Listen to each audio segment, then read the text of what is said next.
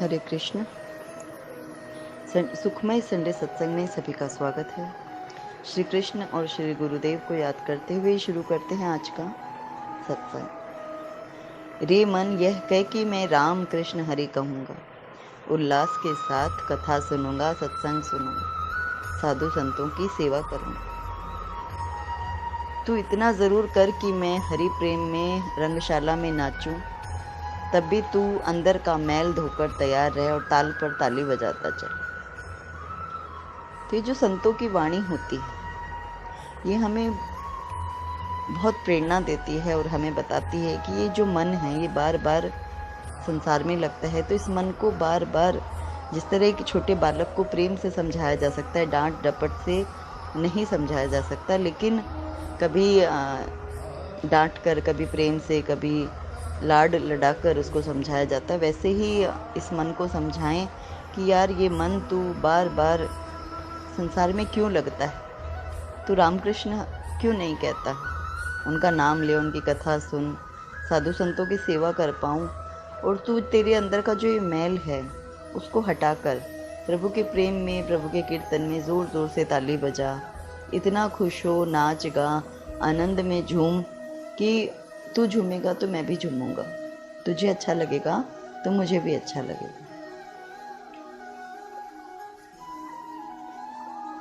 सर्वत्र सारे संसार से प्रेम हटकर प्रभु में लगना प्रभु की कृपा से ही संभव है। लेकिन हम इस मन को जब बार बार प्रेरित करते हैं कि रे मन तू कृष्ण भज, रे मन तू राम भज, तो बार बार कहने से ये मन लगने लगता है। क्योंकि जिस तरह हम स्कूल में पढ़ते हैं, छोटे बच्चे को स्कूल में डालते हैं, तो धीरे धीरे एक ही चीज़, एक ही अल्फ़ाबेट की बार बार प्रैक्टिस करने से बच्चा वो क ख ग घ लिखना, ABCD लिखना सीखने लगता है। वैसे ही इस मन को अफर्मेशन देने से कि रे मन तू कृष्ण नाम सुमिर, रे मन तू राम नाम सुमिर, तो भक्ति में अनन्यता आने लगती। कभी कभी प्रश्न आता है कि क्या वास्तव में भगवान अपने भक्त की योगक्षेम वहन करते हैं?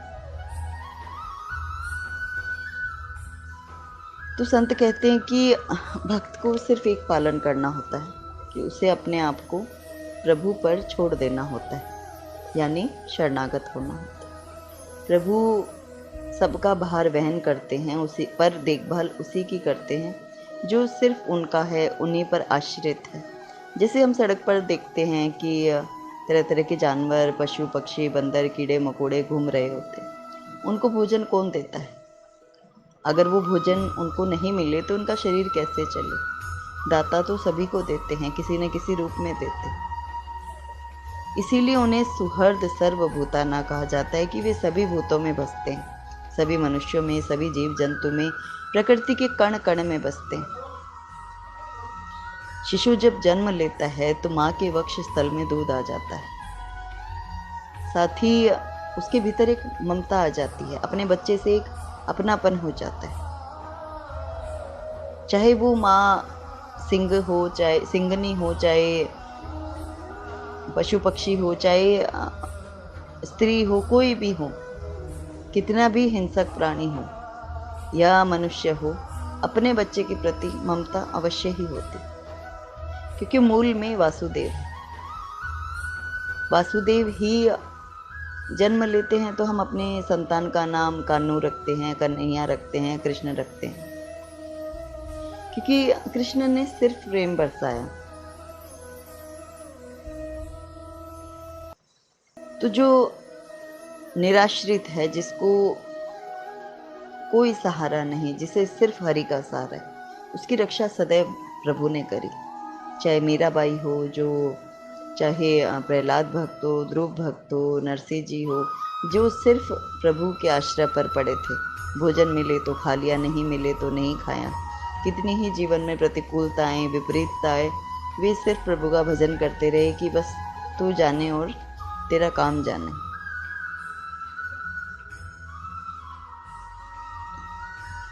प्रभु कहते हैं कि मैं सभी यज्ञों का भोक्ता हूँ, स्वामी हूँ। जो इसे तत्व से नहीं समझता वही आवागमन के चक्कर में फंसता है। जो भूतों को पूजते हैं वे भूत, जो पितरों को पूजे वे पितृ, और जो सीधे मुझे पूजते हैं उनका पुनर्जन्म नहीं होता।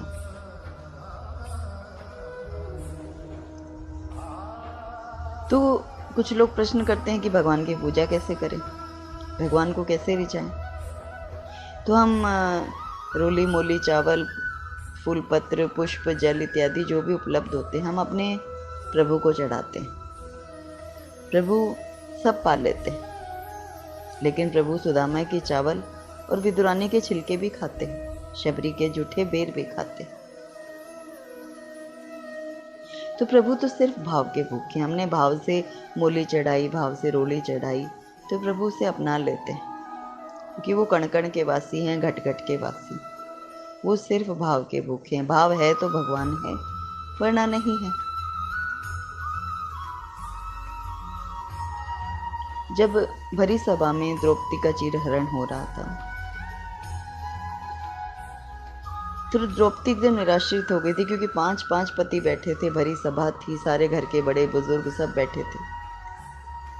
कोई उसकी रक्षा करने वाला नहीं था, सबने सर को झुका लिया था। अत्याचारियों का आतंक बढ़ रहा था, उनका दुर्व्यवहार बढ़ रहा था। तो द्रौपदी ने चीर के टुकड़े को छोड़कर दोनों हाथ उठाकर प्रभु को पुकारा, हे गिरधारी, हे बनवारी, दौड़े चले आओ। तो प्रभु दौड़े चले आए। प्रभु ने उसके योगक्षेम को वहन करा। मीराबाई निर्बल थी, जब प्रभु को पुकारती थी, प्रभु का भजन करती थी, तो संसार से, घर के लोगों से कितनी प्रताड़नाएं मिली, अपमान मिला, लेकिन मीरा ने भक्ति नहीं छोड़ी और प्रेम करती रही, तो अंततः प्रभु में समा गई। प्रहलाद भगत पर उनके घर वालों ने कितने अत्याचार करे, उनके पिता ने कितने अत्याचार करे, छोटे से 5 वर्ष के बालक पर कितने अनंत अत्याचार उनके पिता ने किए। तभी प्रभु नरसिंह रूप से खंबे से प्रकट हो गए। तो ये जो भक्तों के चरित्र हैं, हमें प्रभु की ओर प्रेरित करने के लिए हैं। उनकी लीलाएं हम पढ़ते सुनते हैं तो हमें लगता है कि हम भी उनका नाम लें, हम उनकी कृपा पात्र बने। प्रभु को पाने की सिर्फ सरलतम एक ही विधि है कि उनका नाम जप करें, क्योंकि कलयुग में सिर्फ नाम ही नाम है। नाम जप से ही प्रभु को आसानी से पाया जा सकता है। हम जितनी विधियों में, जितने प्रपंच में पढ़ते हैं, हम उलझते चले जाते हैं, क्योंकि पूर्ण रूप से किसी भी विधि को फॉलो करना हमारे लिए मुश्किल सा होता है। पंडित, विद्वान या ज्ञानी जन या साधु संतों की अलग बात होती है। हम साधारण जीव होते हैं, गृहस्थी हैं, लेकिन प्रभु से प्रेम करते हैं, प्रभु को पाना चाहते हैं। तो इसमें हम अपने गोपियों के उदाहरण को समझें तो गोपियाँ भी गृहस्थन थी, प्रभु से प्रेम करती थी, तो वे मन ही मन, बस तन मन से प्रभु को अपना मानती थी। तो तन मन से अपना मान लेना। रामसुख दास जी, हम उनके जब प्रवचन सुनते हैं, उनकी कोई पोस्ट पढ़ते हैं, तो वो एक ही चीज़ को बार बार कहते हैं कि प्रभु से अपनापन हो। हम इस मन को समझाते रहे, रे मन तू कृष्ण समर, रे मन तू राम सुमिर, रे मन तू प्रभु में लग, तू विषयों का मैल छोड़ दे, तू प्रभु का नाम ले। प्रभु से अपनापन हो, प्रभु से प्रेम हो। हम यूँ तो प्रभु का भजन कर रहे हैं, पूजा कर रहे हैं, बहुत सारी विधि कर रहे हैं, सब कुछ कर रहे हैं, लेकिन जैसे कोई प्रतिकूलता आती है हम मनुष्य की तरफ भागते हैं, घबरा उठते हैं। हमें लगता है वो मदद कर देगा, वो मदद कर देगा, लेकिन हरि से बढ़कर हमारा सच्चा साथी कोई नहीं। संसार के रिश्ते नाते सब अपनी जगह हैं, लेकिन उनको निभाते निभाते उनमें भी हरि के वास को देखते देखते ही हम जब कृष्ण का नाम जप करने लगते हैं तो हमारे भीतर एक बोल्डनेस आती है, प्रभु के प्रति वास्तविक प्रेम उपजता है। हमें लगता है कि हम प्रभु से प्रेम करते हैं, लेकिन कहीं ना कहीं कुछ कमियां होती है। वो जो कमी है वो पूरी नाम जप से ही होगी। नाम जप करते रहेंगे, जैसे जब भी फ्री हो, हरे कृष्ण कृष्ण कृष्ण हरे हरे, हरे राम राम राम हरे हरे, महामंत्र को जपते रहना चाहिए, प्रयास करना चाहिए। किसी भी मंत्र द्वारा, नाम द्वारा हम नाम में नामी को प्रकट जानकर उसके प्रति अपने भाव को व्यक्त करते रहें, उससे जुड़े रहें, उससे एक रिश्ता बना के रखें, उससे प्रेम करते रहें, या उसके जो हम ऋणी हैं उस ऋण को चुकाते रहें उस नाम को लेकर। क्योंकि जिस तरह हम संसार के किसी व्यक्ति से कर्ज लेते हैं, पैसा लेते हैं, तो पैसे के बदले हमें पैसा ही देना पड़ता है। पर प्रभु ने हमें प्रेम करके, अनुग्रह करके हमें मनुष्य जन्म दिया, तो हमारा क्या फ़र्ज़ है कि हम भी उनसे प्रेम करें। लेकिन जीव माया में इतना फंसा हुआ है कि प्रभु से प्रेम करने का छोड़कर बाकी सबसे प्रेम करता है। प्रभु से ही प्रीति नहीं हो पाती। इसलिए बार बार ठाकुर जी से निवेदन करें, हे प्रभु आप मुझ पर कृपा करें, आप मुझे अच्छे लगें, आपके चरणों में मुझे प्रीति हो, आपका नाम मैं ले पाऊँ, आप मुझ पर कृपा करते रहें, आप मेरे सब संकट में, सब सुख में, सब दुख में, सब सदैव मेरे साथ रहें, मैं आपका अनुभव कर पाऊँ, मैं आपको अपना मान पाऊँ। आप मेरे प्रेमी, मित्र, पुत्र, बंधु, सखा, बहन, भाई, गुरु, माता, पिता, कुछ भी बनकर आप मेरे साथ रहें, हर वक्त रहें, सर्वत्र रहें। तो जो करुणामय प्रभु हैं वो जीव मात्र पर दया करते हैं, उसे अपना लेते हैं। लेकिन शरणागति निश्चल हो, निर्मल हो, क्योंकि निर्मल मन जन जेहि मोहे पावा, छल कपट मोहे छिद्र न भावा। तो छल कपट प्रभु को नहीं भाता।